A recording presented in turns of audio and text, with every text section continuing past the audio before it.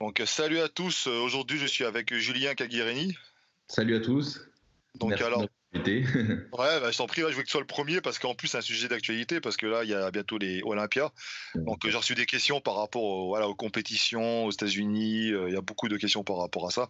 Alors, ici, je voulais commencer des séries de podcasts sur. Donc, à chaque fois, j'aborderai un thème ou une question particulière avec une personnalité. Et ensuite, eh bien, ça sera un podcast voilà, qui sera court, mais il y aura toujours nos podcasts, effectivement, avec le doc, Gundil, etc. par la suite. D'ailleurs, D'accord. Julien, tu seras évidemment invité, hein, il n'y a pas de souci. Et voilà. Donc, en l'occurrence, là, le thème, c'est les compétitions aux États-Unis, quand on est français. D'accord.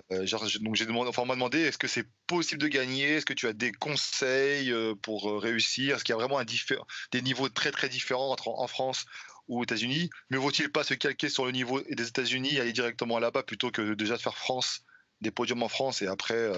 Ah bah pour moi ça a tout simplement aucun rapport. C'est-à-dire que déjà quand je suis parti aux États-Unis, bon ça fait maintenant presque 8 ans donc ça commence à dater.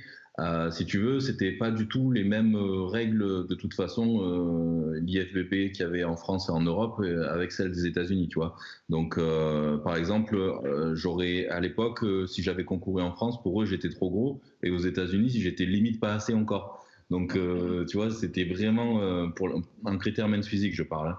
Ah ouais. Donc c'est vrai qu'au niveau des critères, déjà, ça n'avait rien à voir à l'époque. Et puis, en fait, quand j'ai commencé là-bas en IFBB, donc c'est l'IFBB Pro League, parce que maintenant, on différencie les deux. T'as déjà, enfin, t'as vu la séparation qu'il y a eu Oui, oui. il y a quelques temps. Moi, à l'époque, il n'y avait pas cette séparation encore, donc c'était très compliqué. Du coup, si tu veux, pour avoir ma carte pro IFBB, j'ai dû gagner 5 overall aux États-Unis. 5 overall, c'est-à-dire toute catégorie, 5 fois dans la même année. Donc c'était vraiment très très très chaud. J'ai dû concourir, je sais pas, j'ai dû faire une dizaine de compètes pour réussir ça. Et ça a été vraiment le parcours du combattant, tu vois. Parce que D'accord. quand t'es pas américain, en fait, t'as pas le droit de participer aux nationaux. Et les nationaux aux États-Unis, à l'époque, c'était la seule façon de pouvoir avoir ta carte pro. Donc, en D'accord. gros, si tu n'étais pas américain, tu ne pouvais pas avoir ta carte pro en faisant les nationaux. Du coup, la seule façon, c'était de pouvoir gagner 5 overall dans la même année. Mais depuis là, ces dernières années, ça a changé avec la séparation IFBB Pro League et IFBB Pro Elite Europe, quoi. Du coup, maintenant, ils ont mis en place des pro qualifieurs dans le monde entier qui te permettent justement, si tu gagnes un overall, de décrocher ta carte pro. Donc, du coup, maintenant, c'est un peu plus, peut-être pas facile, mais disons que tu peux, en participant à des compétitions dans le monde entier, espérer décrocher ta carte IFBB Pro League, alors qu'avant, c'était impossible, tu vois, quasiment. Donc, D'accord. voilà, gros changement. D'accord. Parce que là, j'ai de la team Pézant, j'ai des gars qui partent effectivement, et des filles, faire Olympia amateur. Exact, ouais. Ouais. J'ai un pote aussi, Loïc Bouchard, hein, donc qui te suit en plus également, il admire ton physique, qui part Ouais, faire sa première compétition. Ah, tu l'as vu, hein, donc ouais, super physique, ouais, carrément. super Ouais. physique, ah ouais, en plus belle mentalité. Donc Ouais. il part là-bas aussi. Et donc concrètement, enfin, les conseils que tu pourrais donner, parce que quand on est français, on a tendance à dire que ouais, ils privilégient les Américains. Est-ce que tu penses que c'est vrai? Des petits conseils sinon après pour faire la différence sur scène, que ce Alors, soit homme ou femme, hein, d'ailleurs. Alors moi je pense qu'ils privilégient pas forcément les Américains parce que je suis la preuve que non, parce qu'au final si j'ai réussi à gagner 5 fois les toutes catégories, c'est que forcément ils privilégient pas les Américains, mais par contre ils privilégient les gens sur place, parce que moi j'ai été sur place au final, parce que je vis là-bas depuis presque 8 ans. Donc si tu veux, si j'avais pas vécu là-bas, si j'avais fait des compétitions de temps en temps aux États-Unis, ça aurait pas du tout été la même chose. Parce qu'en fait, si tu veux, les juges, ils veulent te voir souvent. Et s'ils te voient souvent, ça veut dire que tu en veux, que tu as la rage et que tu veux réussir à tout prix, tu vois. C'est simple, c'est que le fait qu'ils te voient souvent concourir, eh ben, forcément, ils vont directement, ils vont voir, ils vont te reconnaître et ils vont se dire, celui-là, il s'est amélioré par rapport à la fois dernière, ou etc., tu vois. Et du Ouais, coup, tu vas avoir forcément plus de facilité pour te placer, pour gagner en concourant plusieurs fois aux États-Unis d'affilée, tu vois. Donc, je pense que pour un Français qui veut aller concourir aux États-Unis une seule fois, c'est très très compliqué de se démarquer, très compliqué. Après, je dis pas que c'est pas possible parce qu'il y en a qui l'ont fait. Regarde Théo par exemple, Ouais, qui a eu sa carte pro l'année dernière. Après, si tu as un physique de l'espace qui sort de l'ordinaire et que tu mets à l'amende tout le monde, voilà, c'est possible. Mais c'est quand même plus compliqué quoi. J'avoue. d'accord. Ouais, donc, en fait, il faut vraiment se donner vraiment et avoir un physique top qui fera la différence, quoi. Ben, ouais, parce qu'à la limite, en body, tu peux te démarquer parce que des body, il y en a beaucoup moins quand même que des men's physiques ou même des classiques, tu vois. Ouais. Mais le mec qui va débarquer en men's physique, honnêtement, en men's physique, les 6 premiers, ils ont plus ou moins tous le même physique. Ou pas le même, mais ils ont des physiques de fou. Même les 10 premiers. Et c'est très très difficile de démarquer les men's physiques. Et parfois même, je sais pas comment dire, mais c'est, des fois, c'est un petit peu aléatoire. Tu le vois dans les compétitions. Donc c'est vrai qu'en men's physique, honnêtement, c'est très difficile de se démarquer si tu concours pas souvent aux États-Unis, quoi, tu vois. D'accord. Après, pour les nanas qui font les bikinis, tout ça, j'imagine que ça va être le même problème parce qu'il y en a Ouais, beaucoup. c'est ça, c'est un petit peu pareil. En fait, ces catégories-là, que ce soit men's physique ou bikini, c'est les plus nombreuses. À chaque fois, dans toutes les compétitions que j'ai fait aux États-Unis, c'était les catégories les plus fournies. Donc, forcément, ça va être plus compliqué parce que en amateur, il y a plusieurs catégories de taille. Que ce soit pour bikini ou pour men's physique, et parfois il arrive d'avoir 6 ou 7 catégories. Donc déjà, il faut gagner ta catégorie et ensuite gagner l'overall. Donc c'est quand même très compliqué, quoi, tu vois. Donc je pense qu'en KT men's physique ou bikini, c'est quand même vraiment compliqué pour un Français qui n'habite pas aux États-Unis de faire sa place, quoi. D'accord. Donc, ouais, le conseil que je dirais, celui qui veut vraiment réussir à percer là-dedans, ben, il faut tout simplement qu'il aille s'installer aux États-Unis, quoi. Comme tu Donc, as fait toi ou Stan aussi, eh pareil. ben, ouais, mais c'est ça, ben ouais, mais regarde, si on a réussi cette année, moi, c'est parce qu'on a tout fait pour pouvoir s'installer aux États-Unis et y vivre, tu vois. D'accord. Mais autrement, c'est très très compliqué, je pense. Et tu penses que le pouvoir des réseaux sociaux, parce que tu sais, des fois on dit oui, si tu es connu sur les réseaux, ça influence les juges, etc. Parce que ça leur fait une bonne pub quelque part que le mec gagne. Tu penses que ça peut jouer ça ou pas? Alors franchement, c'est honnêtement, je crois pas parce que si tu regardes bien, par exemple dans les KT classiques physiques, Bréon au début, il n'était pas du tout connu sur les Ouais. réseaux sociaux, on le connaissait pas et pourtant il a gagné. Même celui d'avant, le tout premier classique physique, pareil, il avait pas d'abonnés sur les réseaux sociaux, pas plus que ça. Tu vois, en fait, je pense que ça peut légèrement aider. Tu vois, par exemple pour Sadik, tu vois qui c'est, qui était en Oui, men's physique oui. avant, qui est repassé après en classique. Et c'est vrai que sa première compétition en classique physique, il a été dans le top 5, alors que honnêtement, il méritait vraiment pas. Donc là, je pense que effectivement, sa popularité, ça l'a aidé. Mais tu vois, au final, l'année d'après, il a été déclassé, il a été remis plus loin. Hmm. Donc ça, peut-être qu'au début, ça a aidé, mais maintenant, c'est plus le cas. Je pense pas. D'accord.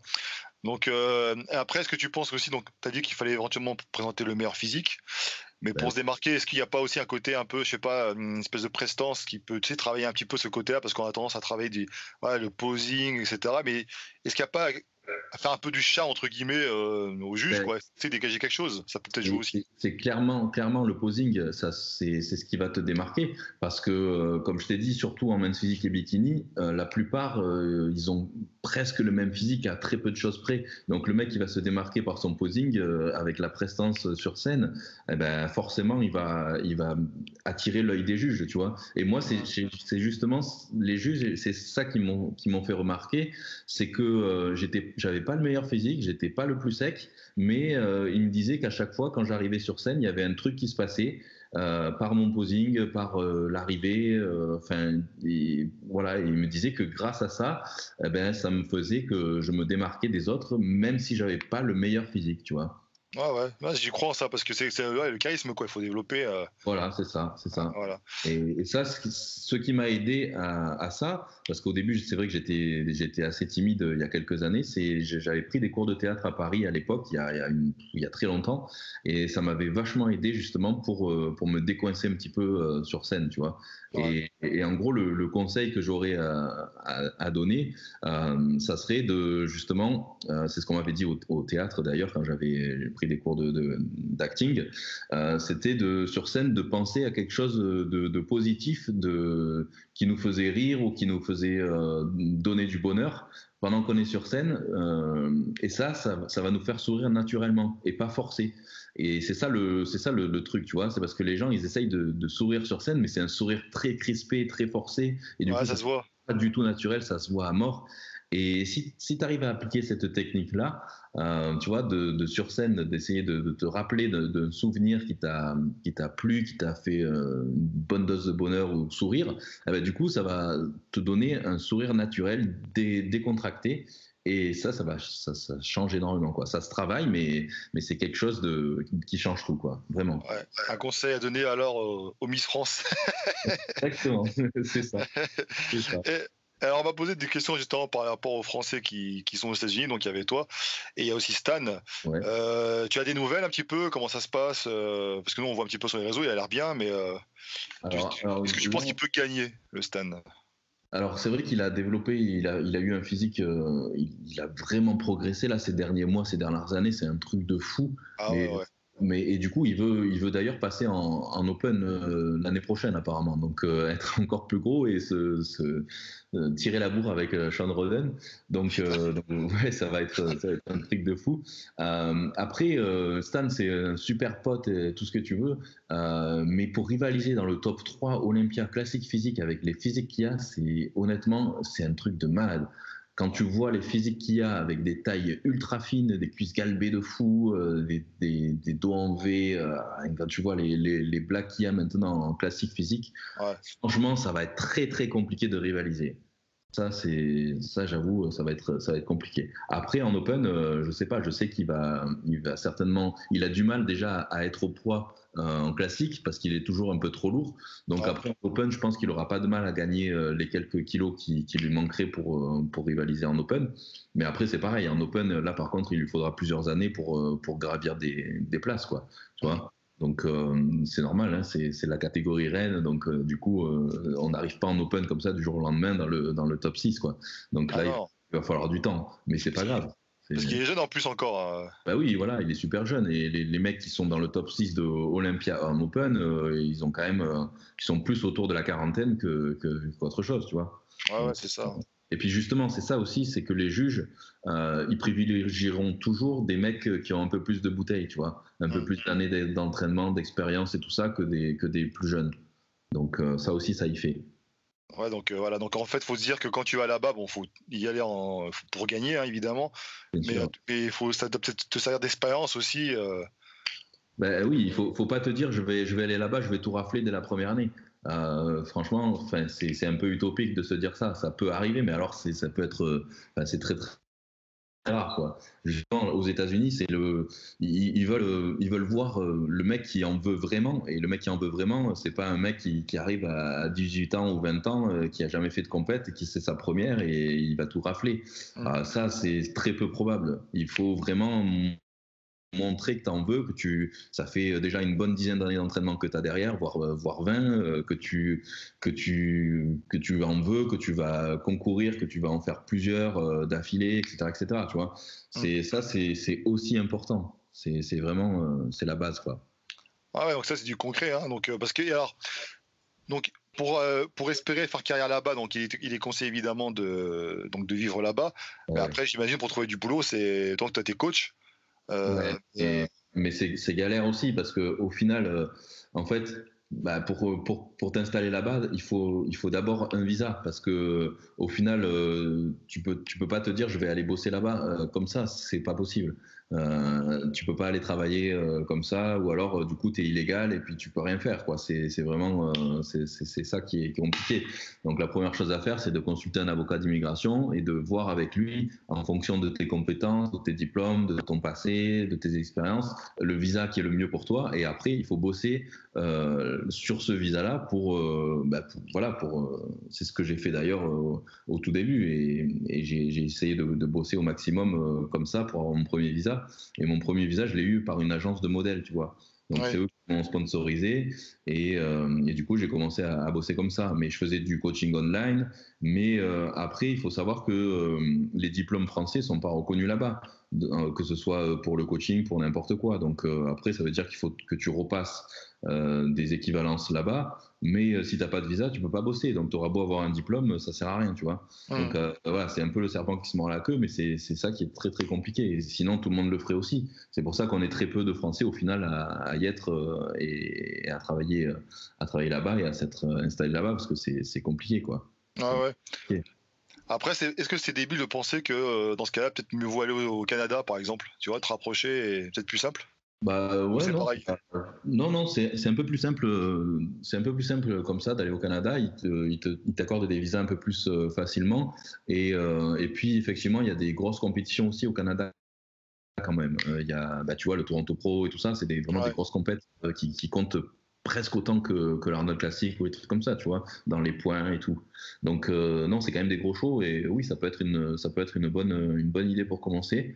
Ouais, et puis après, même à la limite encore plus près, il y a Londres, parce qu'à Londres, il y a pas mal de nouveaux shows pro en IFBB qui peuvent te qualifier aussi pour Olympia, tu vois. Hmm. Donc voilà, c'est vrai que Londres, ça peut être une bonne option aussi pour ceux qui veulent pas aller trop loin, quoi. D'accord. Ouais, c'est vrai, c'est pas con. Puis en plus, après, ouais, tu peux. Mais alors, du coup, imaginons que bon, toi, t'es aux États-Unis, si tu décidais de revenir en France, faire un peu de compétition, Ouais. enfin, tu penses que ça serait plus facile du coup ou Bah, justement, je sais pas du tout et en fait, c'est ce qu'on m'a dit. On m'a dit tu devrais essayer de venir concourir justement en Europe parce que effectivement, moi en fait mon gros problème c'est qu'avec mes opérations du dos et compagnie, mes soucis de dos, je pense que de dos ça va être très très difficile à rivaliser avec les Américains. Parce qu'ils ont un dos de fou super épais et que moi, que tout ce que j'ai eu, je vais avoir vraiment, vraiment beaucoup de mal à rivaliser. Du coup, on m'a dit peut-être qu'en Europe, ça serait peut-être plus simple pour toi parce que au final, j'ai le volume des Américains, mais il me manque quand même un petit peu, voilà, au niveau de l'épaisseur du dos et tout ça. Donc peut-être qu'en Europe, j'aurais un peu plus de chance. Et voilà, je sais pas. Faut tester. faut Peut-être. tester, ouais. Ouais, c'est- peut-être Ah, parce que, ouais, j'y pense, j'y pense. parce que j'ai l'impression que quand tu concours en Europe et que tu vas aux États-Unis, c'est un peu galère. Par contre, l'inverse, vu que tu sais, comme on dit, hein, t'entraîner ou te mesurer au meilleur, après, quand tu reviens, entre guillemets, localement, c'est Ouais. peut-être un peu plus simple, tu vois. Eh ben, faut tester. Je sais, je dis pas plus simple, je sais pas, mais ouais, faut voir. Pourquoi Faut pas? voir. Ouais. Pourquoi pas? Bon, quoi qu'il arrive, en tout cas, ouais, c'est des conseils vraiment pratiques. Et voilà. Ah oui, alors c'est vraiment du. Tu penses que voilà, le mec, il est français, il doit concourir aux États-Unis, donc il fait Olympia. Tu conseilles d'y aller combien de temps avant, toi, là-bas? Parce que c'est par rapport au décalage, rétention d'eau, Ah etc. bah, Enfin, j'imagine. ouais, après, c'est un peu tout le monde. Si tu, au plus tôt, au mieux c'est, quoi. C'est clair que, voilà. Mais par contre, je dirais une bonne semaine quand même. Une bonne semaine. Ouais, ouais, une bonne semaine, parce que déjà en temps normal, sans voyager, c'est galère. Quand il y a l'histoire du rebond glucidique et compagnie, avec suivant comment tu fonctionnes, si tu fais des balances sodium-potassium ou quoi, ou que tu joues un peu avec l'eau et tout ça, c'est déjà tellement compliqué qu'en plus, si tu as le voyage, l'avion et tout ça, c'est très très dur, quoi. Donc, ouais, au plus tôt, c'est le mieux, tu vois. Là, ils sont déjà tous ceux qui préparent Olympia, ils sont déjà tous aux États-Unis, ceux qui sont pas américains, tu vois. Ils y Ouais. sont depuis déjà un petit moment, quoi. Donc, Ah, plus tôt possible, quoi. après, n'oublie pas que c'est vrai que ça représente un budget, donc c'est vraiment pour des passionnés ou des gens qui veulent faire carrière, quoi. Ah ben c'est ça, parce que de toute façon, au tout début, tu gagnes pas d'argent, hein. C'est vraiment très compliqué. Donc c'est vrai que c'est un sport vraiment de passionnés, et il y en a peu qui en vivent, et c'est quand même assez compliqué, tu vois. Donc ouais, à la base, c'est quelque chose, c'est vraiment fait pour les gros passionnés, ça c'est sûr. D'accord. Bon, bah écoute, je pense qu'on a tout dit, hein. Bah écoute, ouais, on a fait pas mal le tour. On pourrait discuter des heures et des heures, mais après ça Ouais, ferait c'est long. clair. Mais c'est clair, ouais, ouais, on a déjà pas mal parlé. Parce qu'on pourrait faire éventuellement, on ferait une version 2, hein. Là, on va inviter les gens. Alors, comme j'ai dit, hein, donc c'est des podcasts courts, c'est volontaire. Donc, c'est des questions précises. Comme ça, au moins, ça sera mieux référencé. Si des gens recherchent des informations concrètes sur une question, bon, bah voilà. Ils peuvent ensuite poser des questions dans les commentaires et puis on groupera et puis éventuellement, on pourra refaire ça. Ouais, un question-réponse, quoi, un truc de Oui, ça. oui. Ouais, ouais, ok. Et puis éventuellement aussi te suivre évidemment sur ta chaîne YouTube et tous tes réseaux. Ils peuvent te poser des questions là aussi, pareil. Ah, voilà, parfait. Ouais, Voilà. bien sûr. Et toi, alors, du tout, juste pour ton actualité, alors. Bah écoute, bah moi là je repars aux États-Unis là dans 15 jours, donc voilà, j'ai hâte. Là ça y est, en France il commence à faire un petit peu frais, donc c'est le bon moment. Et puis bah écoute, moi j'ai un guest posing début octobre, donc en fait c'est une compétition en Floride que j'avais gagnée il y a 3 ans je crois. Ouais. J'avais gagné l'overall il y a 3-4 ans peut-être. Et depuis, chaque année, ils m'invitent pour faire un guest posing, tu vois. Donc voilà, je vais me préparer, je vais essayer de faire un petit dégraissage, pas une sèche de compète, mais un petit dégraissage, tu vois. Et puis voilà, puis après, j'essaierai de me maintenir et puis je verrai si jamais il y a des compétitions à venir. On verra. On verra. Pour l'instant, j'ai pas de compétition en tête, mais je me dis pourquoi pas faire un petit retour. Beaucoup de gens me demandent, en fait, Ouais, voilà, ils veulent revoir un petit peu les vlogs compètes, les trucs comme ça. Et c'est puis vrai.